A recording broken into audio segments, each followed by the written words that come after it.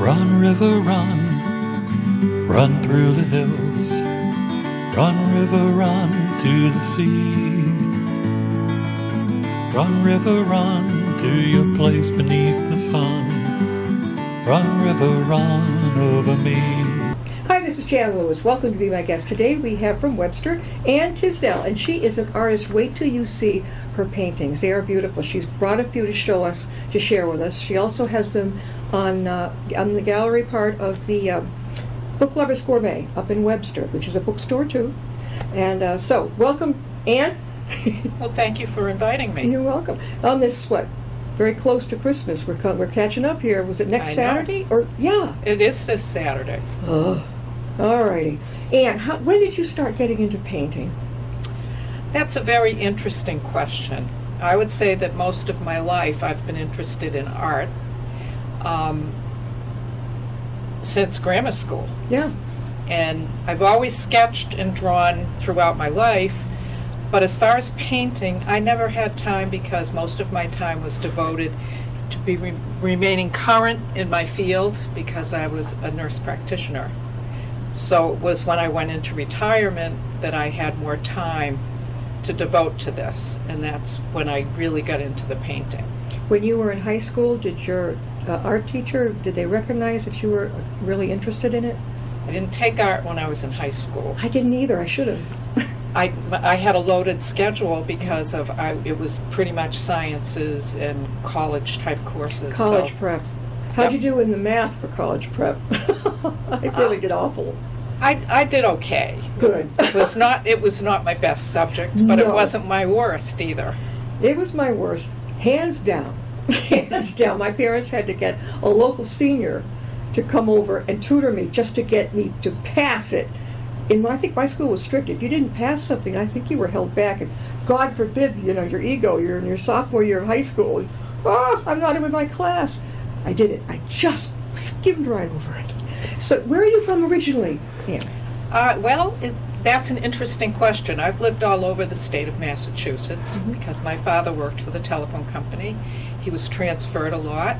We lived out in western Massachusetts in Holyoke and Greenfield, and after the Holyoke run, we moved to Swampscott, Massachusetts, and that was where the bulk of my growing up years was spent. What college did you go to when you got out of school? I went to what was then Lowell State College, and it's now UMass Lowell. I was in their very first nursing class. Well, you grew up near where I grew up, in Wilbraham. You and I were neighbors. Wilbraham? No, That was near Springfield and Holyoke. It's not far. Oh, well, I wasn't. I would say the first 4 years of my life was out in western Massachusetts, and then the remainder was in Swampscott. So you knew you wanted to be a nurse pretty early on? It was either nursing or teaching. But in those days, those were the choices that you had. Oh, yeah. My big in my family, everyone goes to college, you're going college prep. All the girls were doing elementary education. I didn't want to teach a room full of children, and I love kids. I've been a nanny, but it's like, nope. So I went to college and just flipped and majored in art. Got bored. It wasn't going anywhere. Left, and my father gave me the choice. He said, all right, it's either that or you're going to go to business school or I think beauty school, something like that. I went to business school. Well, I knew that business wasn't my cup of tea. Yeah. So, and I was interested in teaching, but then that was what everyone else was doing, and I was concerned about jobs, and it turned out that my concern was very real. And so I did do some things as far as going into hospitals and doing some work there to see if I would like it. Yeah. And I decided that was what I was going to do. You volunteered? Yeah. Which hospitals did you volunteer at? Well, they no longer exist. Oh, okay. I did volunteer work at Salem Children's Hospital and at Lynn Hospital. UMass Memorial, we have one in Worcester. I volunteered there for quite a while. It's interesting from a volunteer's perspective, isn't it? You see things and you don't have to worry about losing your pay. It's just, Right. It's amazing. So, when do you find the time to do your paintings? Well, COVID has really bitten into some of my creative time because it's very hard to paint and not have the stimulation of your artist friends. So we weren't meeting during the height of COVID a year ago, and it was very interesting to observe. No one had their creativity in abundance. So consequently, I focused more on watercolor because watercolor is a faster medium. And so I did a lot more watercolor work than acrylics. And there was an acrylic painting that I left on the easel for a whole year, which is not like me. So do you belong to an artist group? Well, it's primarily through the Holden Senior Center and Rutland Senior Center. And there are other artist groups in the area, and I interact with some of those people. That must be fun. Everybody has their own style. Absolutely. Mine is totally abstract. Totally abstract. And I use markers. It's with different colors. It's I don't know. It's not Tangle. What do you call it? Zentangle? It's not that. I was doing it before Zentangle came out. Zentangle is more, this side is this and this and this. Mine is all over it. It's just different. I'd never seen it, but it just happened. That's the way it came. So you notice that it's getting any better because of probably not with the COVID, getting things out there? It's a mixed bag, really. And a lot of people don't really want to go into places where they can gather. And I totally understand that because I did a lot of public health related things in my career. So yeah. So you're up at the Book Lovers Gourmet, and that's off of Main Street, Route 16, I think, up in Webster. Right. So what are the hours that people can come and see your artwork? Well, right now she has expanded hours. Typically she's open Tuesdays through Saturdays from 10 in the morning till about 5 in the afternoon. She's got expanded hours now on Monday, and she was open on Sunday. Right. But once Christmas is over, she's going to go back to her regular hours, which would be Tuesday through Saturday.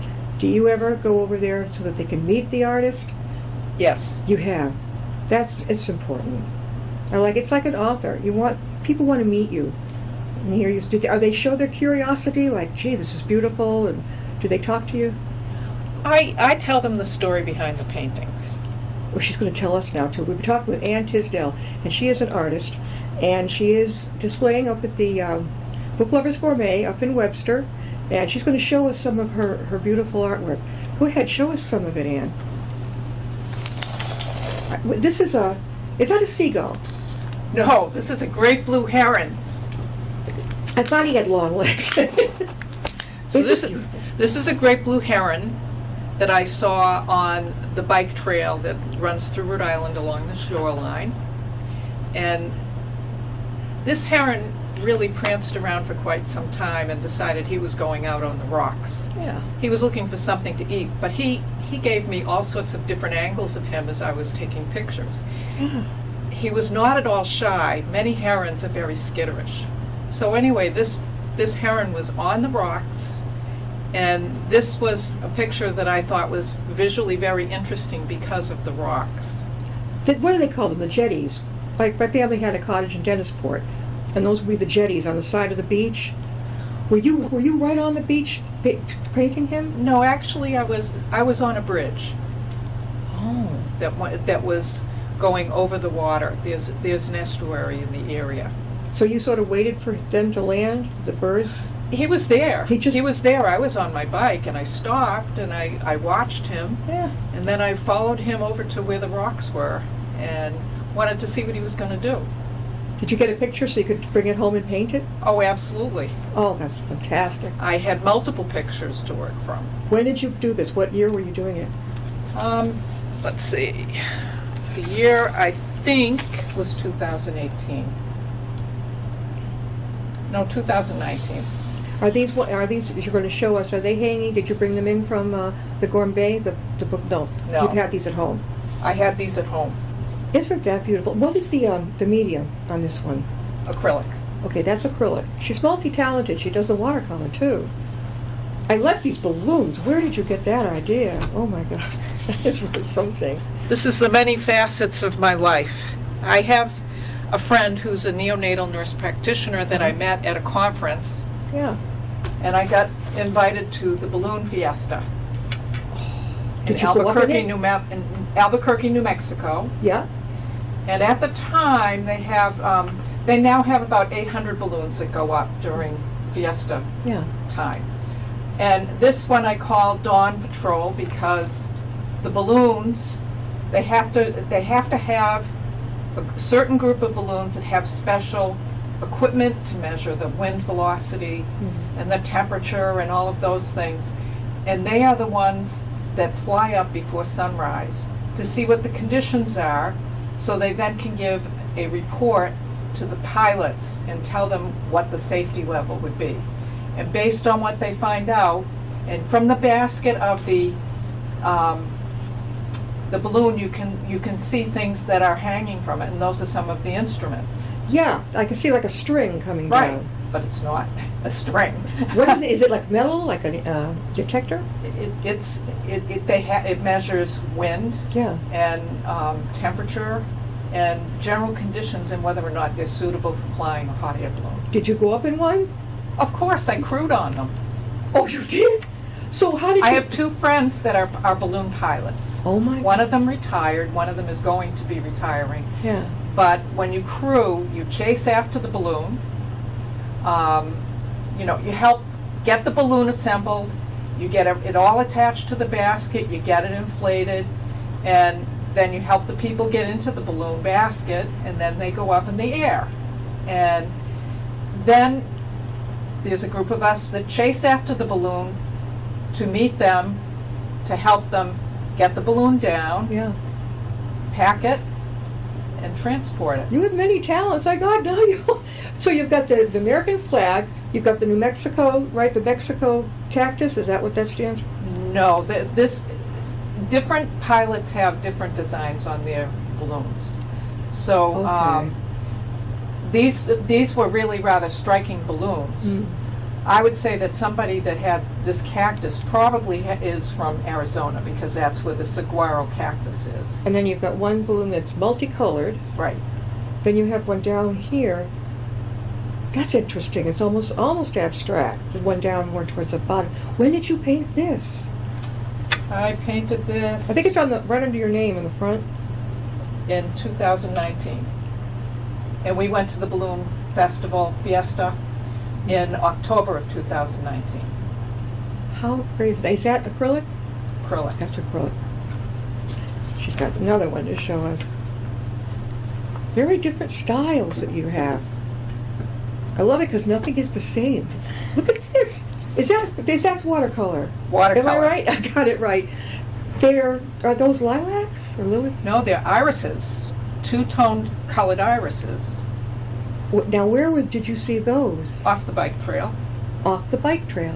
I see all kinds of things when I'm biking.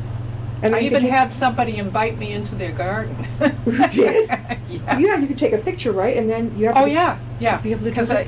you're not going to be able to set up an easel on the bike trail Yeah. and paint plein air. You're going to need to regroup and have some time. Plus, I'm not going to haul all that stuff with me to... Oh, no. It kind of ruined the bike ride. Yes, it would ruin the bike with, ride. With watercolor, we're talking with Ann Tisdel. And with watercolor, I'm confused. Do you draw your design, your picture, and then cover it with watercolor? Or is it the other way around? Okay, those are interesting questions. Different artists work different ways, but my artist teacher in Rutland, Charlie Gray, he's in his 90s and he has done all kinds of work. Just a kid. And he basically said it's better to get the composition straight Yeah.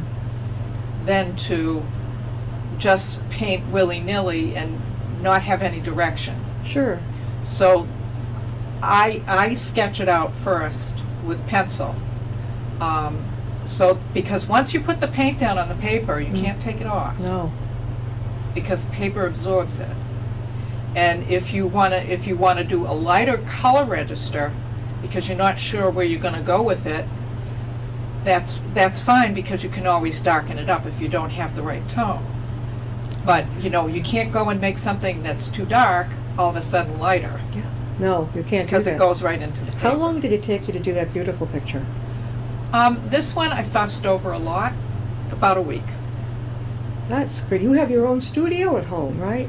Or Studio, how about room? a room. That's okay. I'll take it. No, it's probably what, covered with all these beautiful creations? The whole house is. No.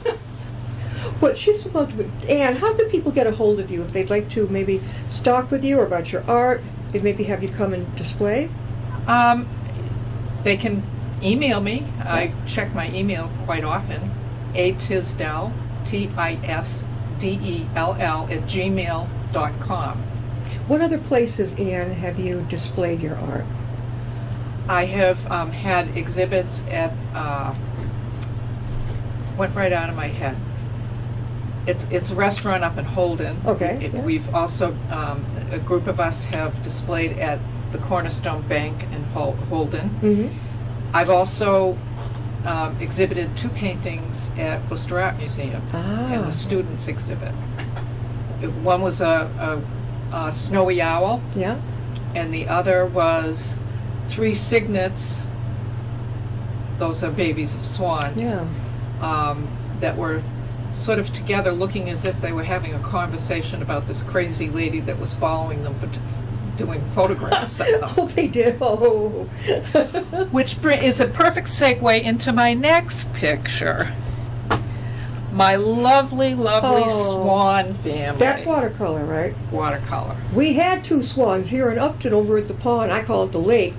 And I thought they were going to stay. They're gone. They're just gone. That So was beautiful. The 1, 2, 3, 4 of them? there's 2 parents and 3 cygnets. Okay. And the cygnets are different in coloration of the parents because Yeah. they're brown when they're first born, They are. or in a brownish hue, maybe not dark brown, but sort of a Because the fluffy. ones we saw over at the beach here in town, everything, even the little baby ones were white, falling behind the swans. It was not really white. They're more of a tawny color. a tawny. Yeah, they have a lot of down on them when they're newly hatched. I know this because I followed this couple for a whole season. You stopped me. Oh my God. Actually, it was very interesting. I don't know if you can say that people have a relationship with animals, Yeah. but I did develop a relationship with these swans. They were. Yeah. They They were afraid trusted me implicitly. of you. Yeah. The first time I encountered them, they were nesting, and this was in May of 2018. Yeah. And I saw them building the nest, and I saw the male sort of checking me out, and he came right over onto the banking, Yeah. and he's swimming back and forth looking at me like, who are you and what are you doing here? And Yeah. he was really very defensive, and I said to him, gee, I'm just here to see how your babies are doing. They haven't been born yet, I can see that. Mm. I said, but you're pacing around just like a nervous father Yeah. to be. Yeah. And so he's looking at me, and I just talked to him, and eventually he looked at me and just went paddling back over to the nest with his mate, and that was the end of it. Well, the next time I encountered them, they had these 5 little fluff balls following them, Oh. and they were in this little cove Yeah. off of the bike trail. So I decided that I was going to go down onto the beach there and sort of get a closer look. And they were very tolerant of me. And I talked to them the whole time, and I told them how beautiful their babies were. And I could see that the cob, the male, was getting a little unsettled with me. And I looked at him and I said, you know, you've been very tolerant of me, and I thank you very much for sharing your family with me. And I'm going to go back on the bike trail because I can see you're a little worried about me. Oh, that's a beautiful story. So I followed them every 2 weeks. Oh, you And kept coming back. I kept on going Oh, back. he was patient with you. By the time they got to be this size, Yeah. they allowed me to be very, very close. And there was one time I was out on this beach grassy area, and I could see the adults, but I Yeah. couldn't see the babies right away. Yeah. And the babies at that point were the same size as the parents. Yeah. And they spotted me, and I said, "How are you? I haven't seen you in a couple of weeks. What's going on? Where are your kids?" Yeah. And they come trotting towards me, and Oh. when I said, "Where are your babies?" they turned and they looked. And I could see the babies through the grasses. And the Oh, three my of them were there. Yeah. By that point, they had gone down to 3. They had started off with 5. So predators Oh. probably got them, because all 5 of them started off looking very healthy. Yeah. So anyway, they were there, and I photographed them, and I painted the painting that hung in the Worcester Art Museum. Now, for- when was this that you painted at? Back in 2018. I've heard that swans mate for life. That's true. Do they often leave certain ponds or lakes and go to other ones around the different towns?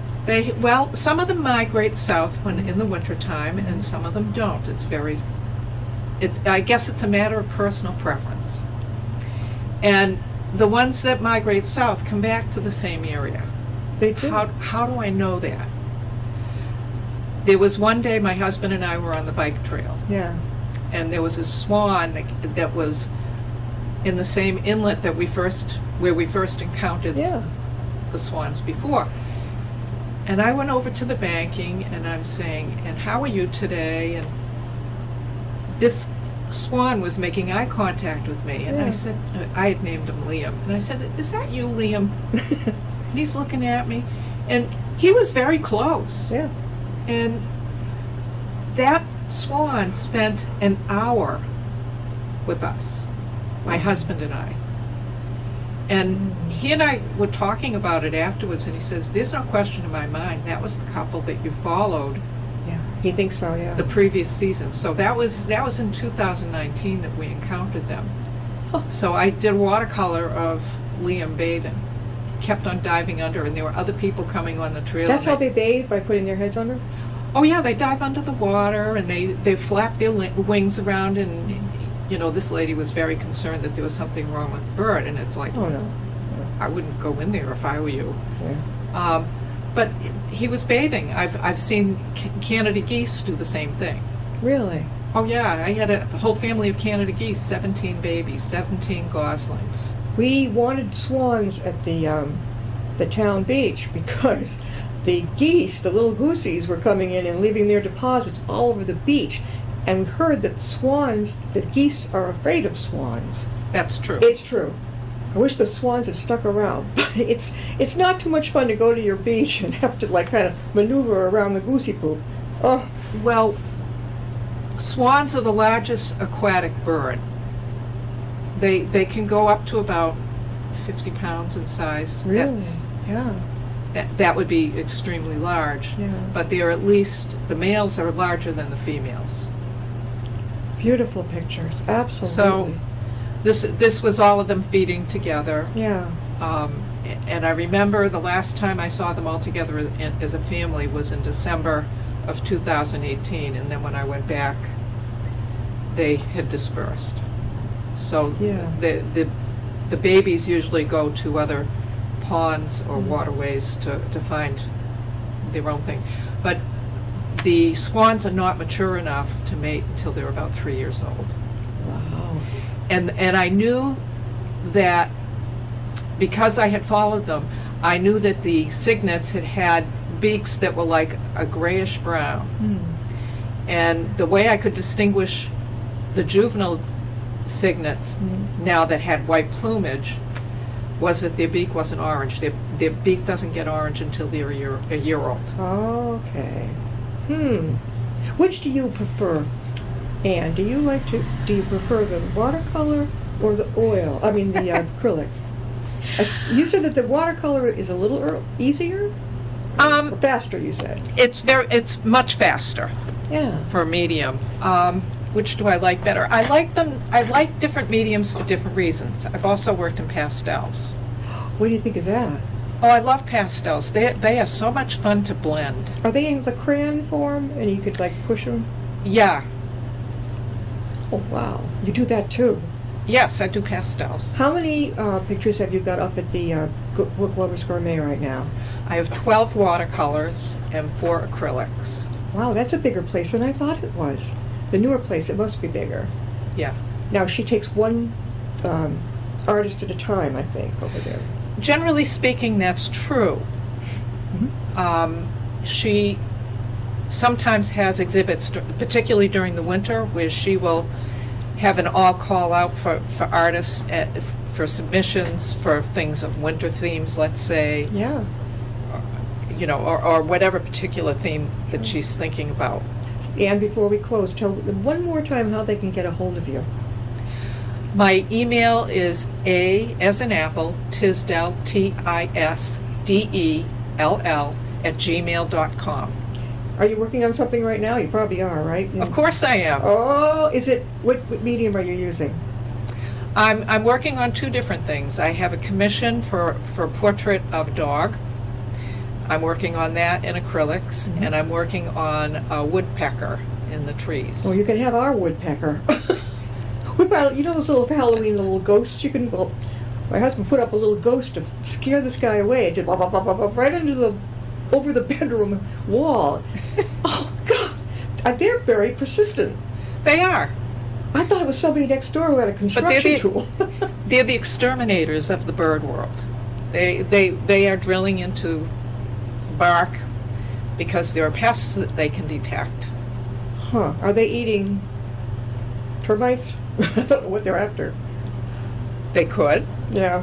I Yeah. don't know what they're doing. So we've been talking with Ann Tisdel, and she is a multi-talented artist, let me tell you. Go on up to the Book Lovers Gourmet in Webster. It's off of Route 16, and she has a great display there, and she's working on some more. So we'll have you back when you have even different ones. Would that be good? Sure. I have lots of paintings. Oh, yeah. I must have about 100. That's fantastic. Does your husband love your artwork? Yes. He does. He was my advisor on what I brought. Mine is so funky that when I first showed my parents years ago, I framed it, gave it to them. I think they went, "What is it?" I said, "Well, you don't have to know what it is. It's just abstract." So some people just stare, and others like, "Oh, that's cool." But I think that they were like, "Fine, whatever you want to do." They weren't really. Thank you for being with us, Ian. You're welcome. My pleasure. We'll have them on again. See you next time and be my guest.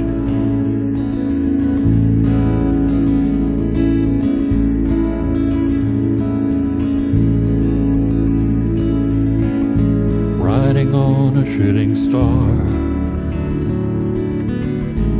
heading out toward a dream. Tomorrow's even closer than it seems.